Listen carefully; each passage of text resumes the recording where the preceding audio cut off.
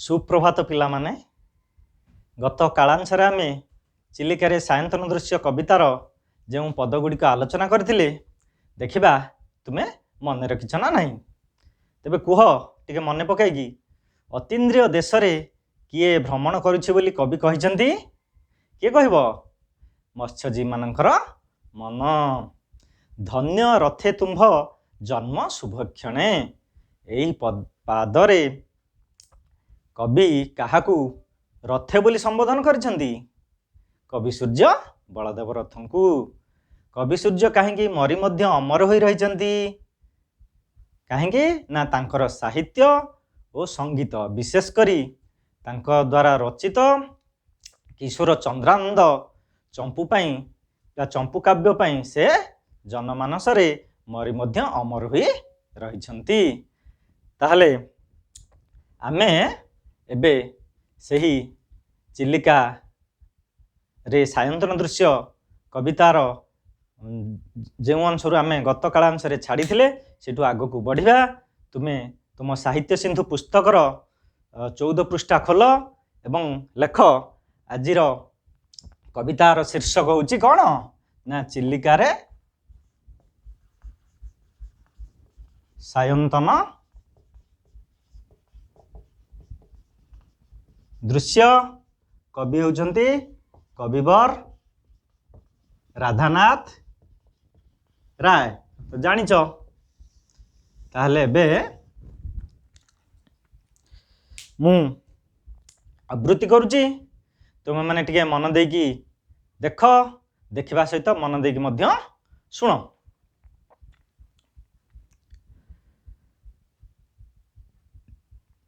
Mean आकर्षण आसे पोतपाल तरुणी रे जाली देलाणी मशाल भवे पाप मूर्ति परियटई से स्पर्शे मारात्मक रूपे रम्य दिशे पाप गर्ते जन्हे पड़ई अज्ञान तरी गर्भे मिने डेई देवे प्राण तरंगे दोहली दोहली बोईत थरे दी से थरे हुए अंतर्हित दुखी मने आशा उत्थान पतन प्राय शिखा उठे पड़े घन घन। आम आज यही पदगुड़िक आलोचना करवा। मु आउ थरे आवृत्ति करुची तुम माने आउ थरे भल करी देख। मीन आकर्षणे मीन आकर्षण आसे पोतपाल तरुणी रे जाली देलाणी मशाल भवे पाप मूर्ति परियटई से स्पर्शे मारात्मक रूपे रम्य दिशे पाप गते जन्हे पड़ई अज्ञान तरी गर्भे मिने डेई देवे प्राण तरंगे दोहली दोहली बोईत थरे दी से थरे हुए अंतर्हित दुखी मने आशा उत्थान पतन प्राय शिखा उठे पड़े घन घन। आम तो देखिले पदगुड़ी को एबे आमे देखिबा एही पदगुड़िकरे कौन कौन नुआ शब्द रही। गोटे नुआ शब्द अच्छी देख पोतपाल। पोतपाल कौन पोतपाल होची नाउरिया। तरुणी तरुणी णर दीर्घिकार अच्छी ये तरुणी होची नौका बा डंगा। आ गोटे शब्द अच्छी मशाल। मशाल होची निआहुड़ा। आ गोटे होची पाप गर्त। पाप गर्त होची पाप रूपक खाल बा गाड़। तरी तरी र दीर्घिकार अच्छी देख तरी होची तरुणी बा नौका। बोईत ये बोईत होची से नौका डंगा ना। ताले नुआ शब्द गुड़िक सहित आमे परिचित हेले एबे आमे एही पद गुड़ी को टिके बुझिबा। देख कौन अच्छी प्रथम पद मीन आकर्षण आसे पोतपाल तरुणी रे जाली देलाणी मशाल।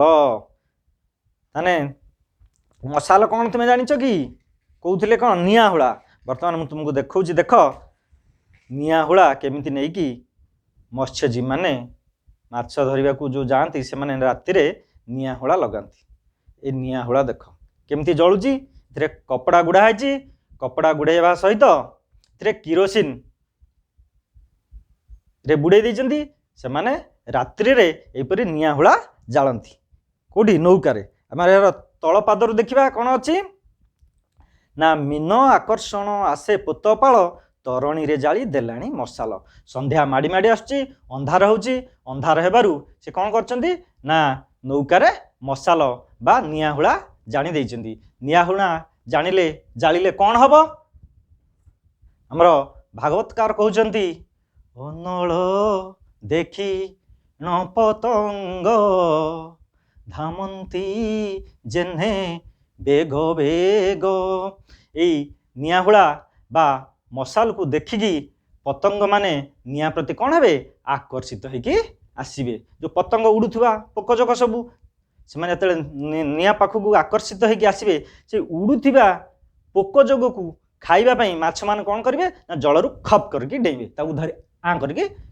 धरिया पई जतले डेइबे माछ माने निआहुलाटा जळुची कोठी नौका भितर जळुची मसाल जळुची नौका भितर तेणु माछ माने जेतेबेले डेइबे से जो पोक को खाइबा पई से पड़िबे कोठी ना नौका भितर पड़िबे तेणु नाउरिया माने कोन करिवे ना कौशल रे हला ई गोटे भल कौशल माछ धरिया पई तेणु ए कौशल रे नाउरिया माने किछि माछ धरि परिबे ए पदटी को हम बुझी पाइले अति सरल भाव रे ए पद एथिरे कोनसी माने बुझिबार असुविधा जदि थिबो मते परे कहिबो तापर पद को जिबा भवे पाप मूर्ति परियटई से स्पर्शे मारात्मक रूपे रम्य दिशे एथिरे आमे तळ पादटा चरण रु टिके को बुझिबा स्पर्शे मारात्मक रूपे रम्य दिशे स्पर्शे माने छुईले मारात्मक मारात्मक माने विपद अछि एवं रूपे रम्य रूपरे रमणीय बा सुंदर देखा जाए कौन जिनसटा ये जो जड़े निआहुला ये निआहुला केमी देखा ना दूर जी निआहुला को देखिबो तार लालिमा बा तार शिक्षा भारी सुंदर देखा जिवो मात्र निआ को जदि आमे छुईबा कोन हबो हाथ पड़ी जिवो फुटुका हे जिवो ताले निआर आमे पड़ी हे कि मरि जिवा तेणु कवि कहउचंती जे स्पर्शे मारात्मक रूपे रम्य दिशे ए निआहुला एई भली को जिनिस ना भव्य पाप मूर्ति परि अटइसे ठीक से परे भव्य भव्य अर्थात पृथ्वी बक्षरे जहा खराब जिनिस जहा पापाचार ताहा समस्त भारी पाई भारी लोभनीय पदार्थ और समस्त भारी प्रिय पात्र प्रिय प्रिय समस्त प्रिय साधारण कथा मात्र ताकू स्पर्श कले अर्थात ता प्रति आसक्ति रहिले बा ता मोहरे पड़िले कौन हेबो कह कौन हेबो ना पाप अर्जन करवाटा ही सार हेबो और शेष आम तारी मुहर पड़ी छटपट होइकी मरिबा ताहले से सब पदार्थ कौन ये होची से गुड़िक आम सामाजिक चलनी मध्य होची मद मांस कामिनी कांचन उच्च पद पदवीर लालसा धन संपत्ति टंका पैसा आदि पार्थिव भोग्य वस्तु एगुड़िक प्रथमे प्रथमे अत्यंत सुख प्रदान करिवो मात्र परे मनीष को मरण मुह को ठेलीदब हाँ ना नहीं तेणु कवि आमको सतर्क सूचना दे कहउचंती भवे पाप मूर्ति परि अटई से स्पर्शे मारात्मक रूपे रम्य दिशे ताने आमे जदि एई सब जिनिस ठारू दूरे रहिबा मद मांस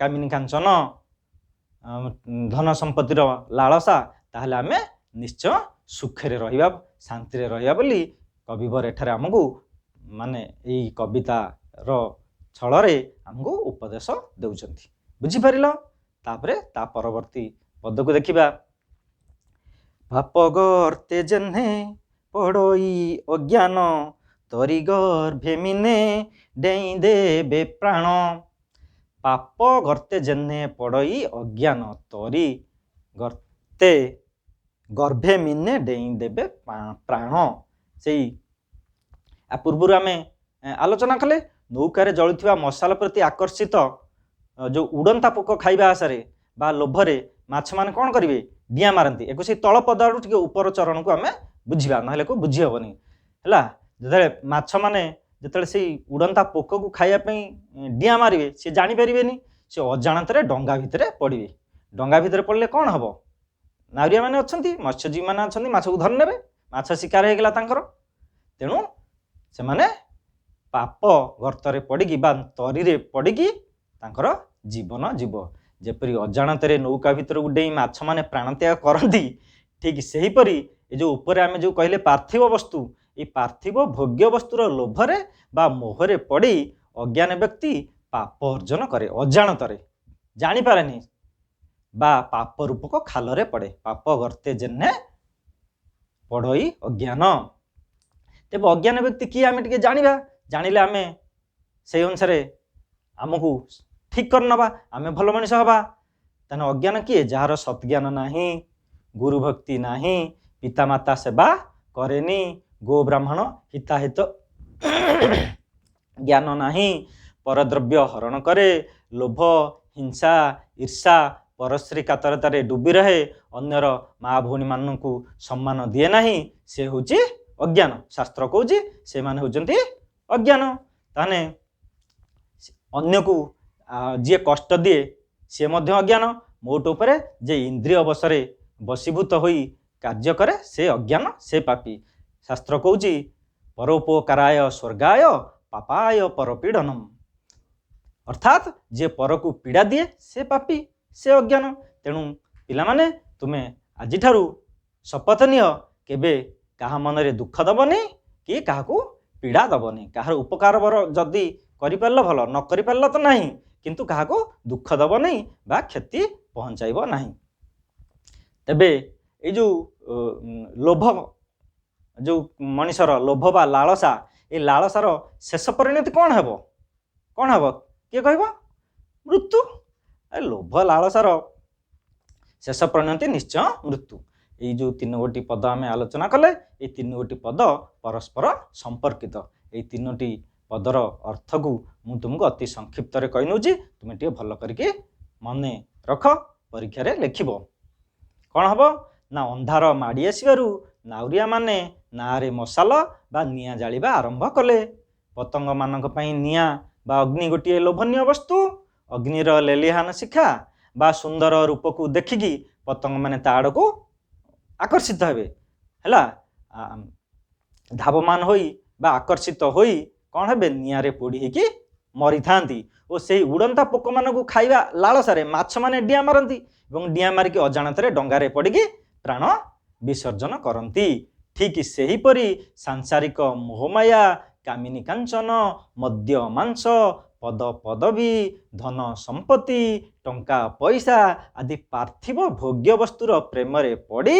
अज्ञान मनीष नाना जंत्रणा भोग करि थाए बोली कवि आमको सूचाई देवा सहित सतर्क कराई देइछंती ओ मनीष को लोभ मोह परित्याग करने को परोक्षरे उपदेश देइछंती पिला माने आम तो बहुत नीति शिक्षा पाइले खाली चिलिकार सौंदर्य वर्णना कवि एठारे करिना एठी मानव जीवन दर्शनर कथा मध्य प्रति पद पदरे रही तेणु आम ए बहुत कथा शिखिपार ताकू आम जीवन रे कार्य लगे पारिबा तापर पद होची देख तरंगे दोहली दोहली बोईत थरे दिसे थरे हुए अंतर्हित देख चित्रटी को माने चिलिकार नील जलराशि उपरे बोईतटी बा नौकाटी केमिति आसुची तरंगे दोहली दोहली बोईत थरे दिसे थरे हुए अंतर्हित नौकाटी कौन होची ना नील जलराशि माने जलरे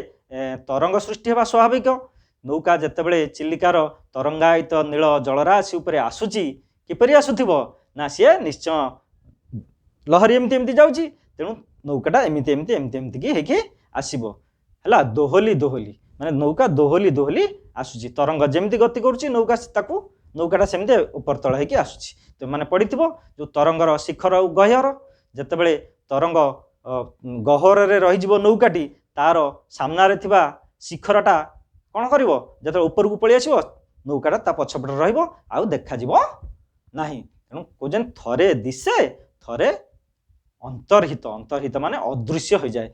तुम्हें भाव नौकाटा बुड़ी गला किंतु प्रकृत में नौका बुड़ी न थाए। तुम्हें माने सब समुद्र कूल को जाइथिबो, पुरी कोणार्क चिलिका कि अन्य जगह बालेश्वर चांदीपुर ये सब तुम्हें जाइथिबो, जी जाइथिबो निश्चय देखिथिबो दूररू माछ धरा नौका सब केमिति आसुथिबो, आसिला बेले माने से तरंगारे केमिति दोहली दोहली आसथे। तुम भाब आम भाबा बुड़ी जिबा, आम मन रे आशंका होतो एरे बुड़ी गला लोकड़ा मरि जिबे आ, किंतु प्रकृति रे सेमिति हुए नहीं। थरे दिशे थरे हुए अंतर्हित। कूलरू थाइकी देखला बेले डंगा देखा जाए नाही हैला। तेणु एथिरे भयभीत माने कूलरे रुंड होइथिबा लोक माने होंदी किंतु प्रकृति रे डंगा बुड़े नाही। पुणी निमिषकरे देखा जाए सेमिति तरंग जमती खेली खेलिका बा दोली खेली खेलिका जलराशि उपरे आसुथाए, ठीक से परी कौन हुए ना कवि पुणी मनीष जीवन दर्शक को आसिले दुखी मने आशा उत्थान पतन प्राय शिखा उठे पड़े घन घन। ये आसीगला पुणी जीवन दर्शन कथा।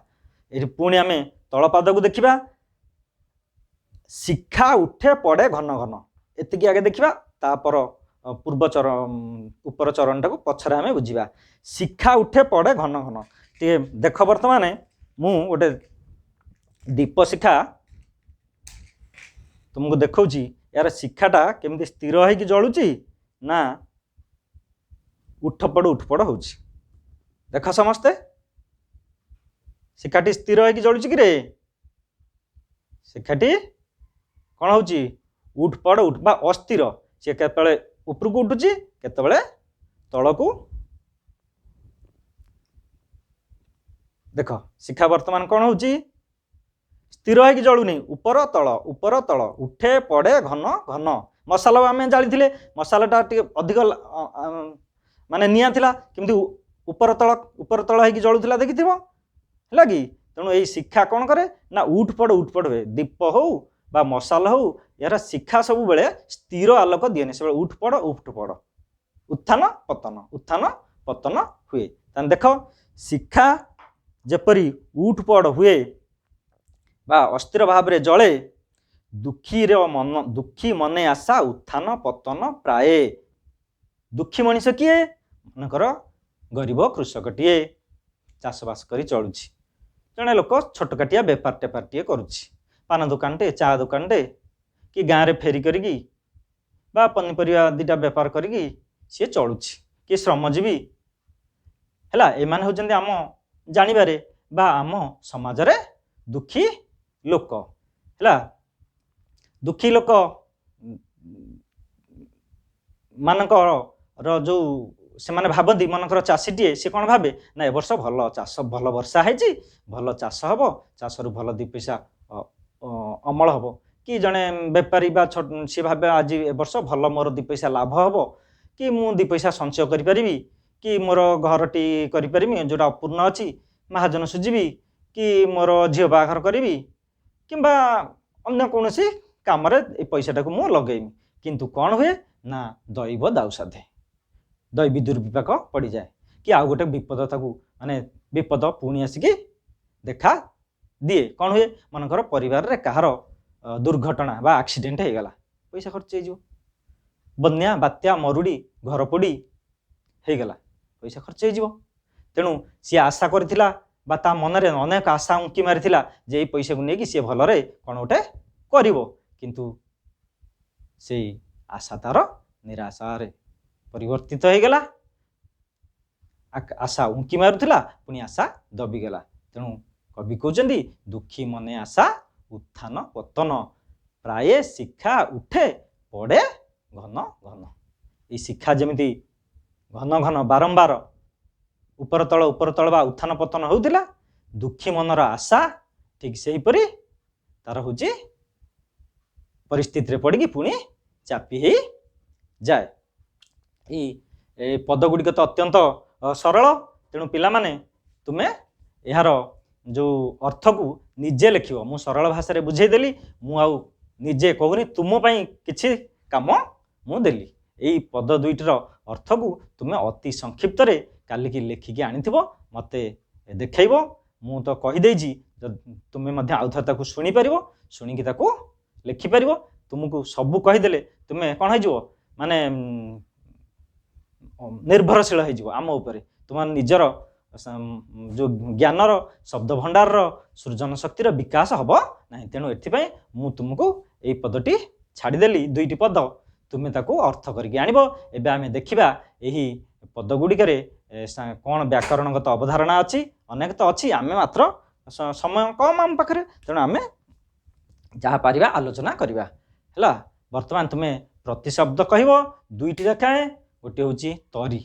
ତରିର କ'ଣ ହେବ, ନୌକା ବା ନାଆ। ମୀନ, ମୀନର କ'ଣ ହେବ, ମାଛ। ମତ୍ସ୍ୟ, ପ୍ରାଣ, ପ୍ରାଣର କ'ଣ ହେବ, ଜୀବନ। ଶ୍ୱାସ, ଇଏ ମଧ୍ୟ ପ୍ରାଣ, କାହିଁକିନା ଶ୍ୱାସ ବନ୍ଦ ହେଇଗଲେ ଆମେ ଶବ ହେଇଯିବା, ତେଣୁ ଶ୍ୱାସ ମଧ୍ୟ ପ୍ରାଣ। ହେଉଛି ତରଙ୍ଗ, ତରଙ୍ଗର ଢେଉ, ଲହରୀ, ଉର୍ମି। ଅର୍ଥଗତ ପାର୍ଥକ୍ୟ ଦର୍ଶେଇବ ବା କହିବ। ତରଣୀ, ତରଣୀ ଣର ଦୀର୍ଘଇକାର, ଏଟା ହେବ ନୌକା ବା ଡଙ୍ଗା। ଆଉ ଗୋଟେ ତରଣୀ ହେଉଛି ହସେଇକାର ଣର, ଏଟା ହେଉଛି ସୂର୍ଯ୍ୟ। ଆଉ ଗୋଟେ ହେଉଛି କୂଳ, କର ଦୀର୍ଘକାରେ କୂଳ, କୂଳ ହେଉଛି ତଟ, ହର୍ଷଉକାରେ କୂଳ ହେଲେ ବଂଶ, ଜାଣିଛ ତୁମେ। ପୁତ, ପହର୍ଷଉକାରେ ପୁତ ହେଉଛି ପୁଅ, ପର ଦୀର୍ଘ ଉକାର ହେଲେ ପୁତ ହେବ ପବିତ୍ର। ବିପରୀତାର୍ଥବୋଧକ ଶବ୍ଦ କହିବ। ଜ୍ଞାନୀ, ଜ୍ଞାନୀର କ'ଣ ହେବ, ଅଜ୍ଞାନ। ଅଜ୍ଞାନୀ ଲେଖିବ ନାହିଁ, ଅଜ୍ଞାନୀ ଭୁଲ। ଜ୍ଞାନୀ, ତାର ବିପରୀତାର୍ଥବୋଧକ ଶବ୍ଦ ଅଜ୍ଞାନ। ଆକର୍ଷଣ, ଆକର୍ଷଣ ବିକର୍ଷଣ। ଉତ୍ଥାନ, ପତନ, ପାପ ପୁଣ୍ୟ। ଏ ତ ଅତି ସହଜ ପ୍ରଶ୍ନ। ତୁମେମାନେ ତ ମନ ଦେଇକି ସବୁ ଶୁଣିଲ। ଏବେ ମୁଁ ତୁମକୁ କିଛି କାମ ଦେଉଛି, ତୁମେ କ'ଣ କରିବ। କବିବର,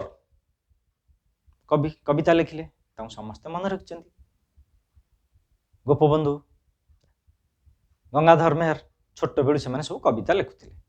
ତୁମେମାନେ ଏବେ ମୁଁ ତୁମକୁ ଗୋଟେ କାମ ଦେଲି, ତୁମେମାନେ ମନରୁ ଯାହା ଆସିବ ଗୋଟେ କବିତା ଲେଖିବା ପାଇଁ ଚେଷ୍ଟା କରିବ। ଭୁଲ ହେବାରେ ଡରିବାର ନାହିଁ। ଆମ କବିତା ପେପରରେ ବାହାରିବ ନାହିଁ, କି ଟିଭି ବା ମୋବାଇଲ ବା ଫେସବୁକରେ ପ୍ରଚାର ହେବ ନାହିଁ। ମୋତେ ଦେଖେଇବ, ଯଦି ତୁମ କବିତାଟି ଭଲ ଲାଗିଲା ତାହେଲେ ମୁଁ ତୁମକୁ ତାକୁ ସଂଶୋଧନ କରିଦେବି, ଆଉ ଟିକେ ଭଲ ହେବ। ତୁମେ ଉତ୍ସାହିତ ହୋଇ କବିତା ଲେଖିବାକୁ ଚେଷ୍ଟା କରିବ, ତୁମେ ବି କବି ହେଇପାରିବ ହେଲା। ଏଇଟା ଗୋଟେ ଲେଖିକି ଆଣିବ। ଏବଂ ଆଉ କ'ଣ କରିବ ନା, ଏଇ ଯେଉଁ ପଦ ଗୁଡ଼ିକ ଆମେ ଆଲୋଚନା କଲେ, ଏଇ ପଦ ଗୁଡ଼ିକୁ ଟିକେ ମନ ଦେଇକି ମୁଖସ୍ଥ କରିକି ଆସିଥିବ। ମୁଖସ୍ଥ କରିକି ଆସିଲେ ପରୀକ୍ଷାରେ ଯାହା ପ୍ରଶ୍ନ ପଡ଼ୁ ତୁମେ ମନେ ଥିବ, ମାନେ ପଦ ଗୁଡ଼ିକ ତୁମେ ଆଖି ବୁଝିକି ତାର ବ୍ୟାଖ୍ୟା କରିପାରିବ, ତାର ସରଳାର୍ଥ ଲେଖିପାରିବ, ତାର ଯେଉଁ ସଂକ୍ଷିପ୍ତ ପ୍ରଶ୍ନର ଉତ୍ତର ମଧ୍ୟ କରିପାରିବ। ପିଲାମାନେ, ଆଜି ତ ସମୟ ହେଇଗଲାଣି, ତେଣୁ ଆଜିର ଶିକ୍ଷଣ କାର୍ଯ୍ୟକ୍ରମକୁ ଆମେ ଏଇଠି ବିଶ୍ରାମ ଦେବା। ଧନ୍ୟବାଦ।